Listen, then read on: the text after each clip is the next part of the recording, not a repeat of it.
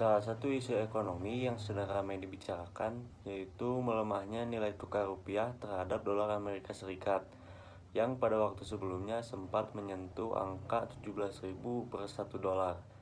Untuk saya pribadi, ini bukan cuma sekedar angka di berita, tapi sesuatu yang mulai terasa dampaknya di kehidupan sehari-hari. Nilai tukar rupiah yang melemah seperti ini terjadi karena beberapa faktor. Salah satunya adalah kebijakan ekonomi global. Misalnya, suku bunga yang tinggi di Amerika membuat banyak investor asing menarik dananya dari pasar negara berkembang seperti Indonesia, lalu beralih ke aset dolar yang dianggap lebih aman. Selain itu, tensi geopolitik dan ketegangan perdagangan juga berpengaruh terhadap kestabilan ekonomi dunia, termasuk Indonesia. Berdasarkan data Bank Indonesia, nilai tukar dolar Amerika terhadap rupiah sudah melampaui 17.000, bahkan sempat menyentuh 17.200. Angka ini merupakan level tertinggi sejak krisis keuangan 2020 dan tentunya membuat banyak pihak waspada. Akan tetapi, nilai tukar sekarang sudah turun menjadi 16.830 tepat pada saat video ini dibuat.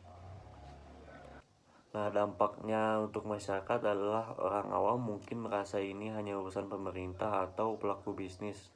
Tapi faktanya, pelemahan rupiah ini bisa berdampak langsung pada kita semua. Barang-barang impor seperti elektronik, gadget, dan bahkan beberapa bahan makanan otomatis jadi lebih mahal. Saya sendiri sempat lihat harga laptop yang awal tahun masih 7 juta rupiah, tapi sekarang sudah naik jadi hampir 9 juta rupiah. Selain itu, perusahaan-perusahaan yang punya utang dalam dolar juga kena imbasnya. Biaya operasional naik, dan ini bisa bikin harga produk mereka ikut naik. Dan dampaknya ke masyarakat adalah inflasi. Harga kebutuhan sehari naik, tapi penghasilan kita belum tentu naik.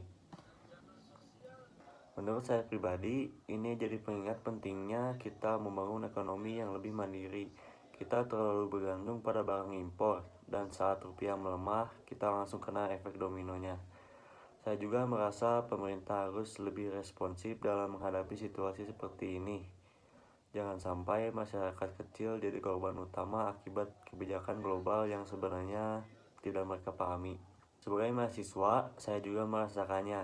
Misalnya, biaya transportasi dan makan harian sekarang terasa lebih berat. Belum lagi kalau kita butuh alat elektronik untuk kuliah online. Semua harga sudah naik. Hal kecil seperti ini seringkali luput dari perhatian pemerintah. Padahal inilah yang kita hadapi sehari-hari. Saya berharap pemerintah tidak cuma fokus ke sektor makro, tapi juga memikirkan kebijakan jangka pendek yang langsung terasa di masyarakat.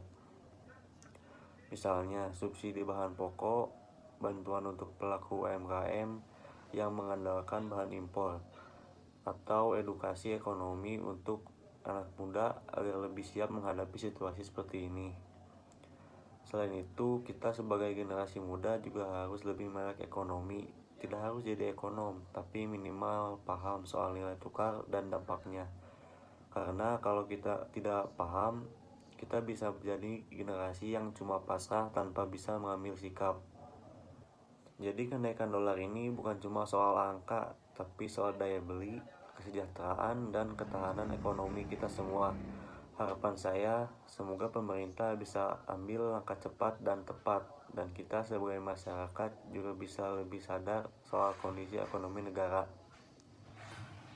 Terima kasih sudah mendengarkan podcast ini dan semoga bermanfaat dan sampai jumpa di pembahasan selanjutnya.